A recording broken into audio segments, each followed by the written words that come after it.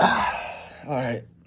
So, after meeting with a bunch of different ARC teams from around the country, discussing ideas, giving some tips, and kind of just talking about rocketry, I've received a few main points that I think are pretty important to go over, and I'll go over them in this video. So first, I want to talk about air brakes. So a bunch of teams asked me if air brakes are needed to perform well, do well in ARC, get a really accurate score.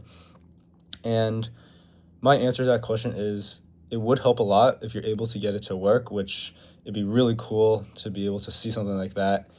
But it's not necessary to do it. So if kind of you're scared or kind of nervous about do I have the ability to be able to develop this air brake system to perform well in such a short amount of time, I want to really worry about that and kind of just get the basic standard rocket down. And once you're there, you can work on air brakes and stuff. So if air brakes are really cool, and just as engineers, it's cool to work on these new projects that actually give you a lot of technical skills, and I think it'd be great to work on air brakes. If you guys do working on air brakes, let me know. I'm very interested in that type of stuff. So next is if you need a launch tower to be able to do really well, and to that you don't really need a launch tower. It's something that definitely helps a lot, but if you use rail buttons and get it aligned, I think it really contributes to consistency and how straight the rocket goes, and also focus on exit velocity from the rail, because mainly the launch tower was used to make consistent flights, make it straight, make it predictable.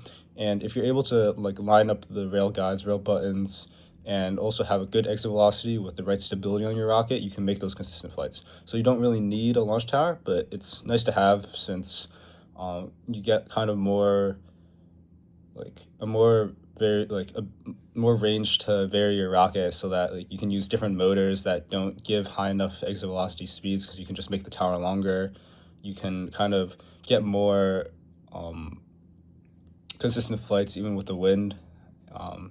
So if you guys are interested in making a launch tower, please contact me. I'll be happy to help with that. Okay, so next, a lot of teams ask me what the most important part of ARC is. And what I think is the most important part of when you're designing the rocket is focusing on consistency.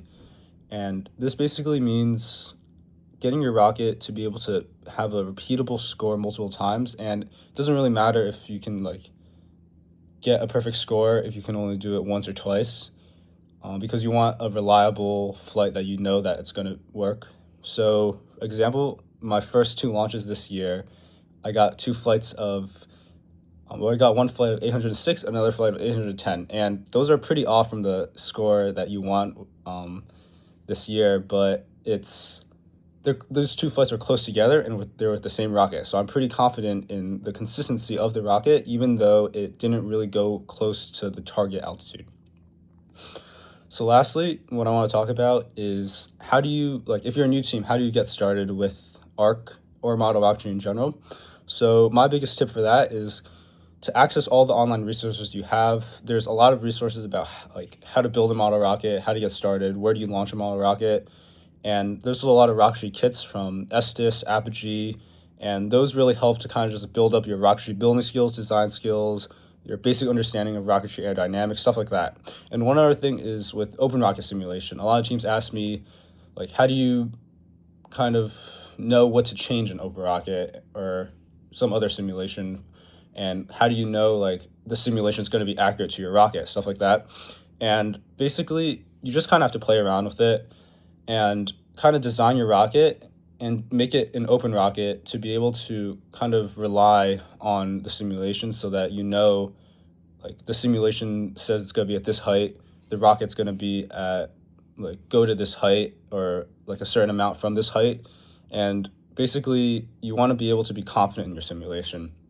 So this means taking out any inconsistencies from the rocket, stuff like that. And those you can really build up as you make more model rockets, as I said before, from rocketry kits, online resources with designing rockets, and I think that's a really important part of just getting started with ARC and model rocketry in general. So that's all I have for now. I'll give you guys another update in soon. All right, see you in the next one.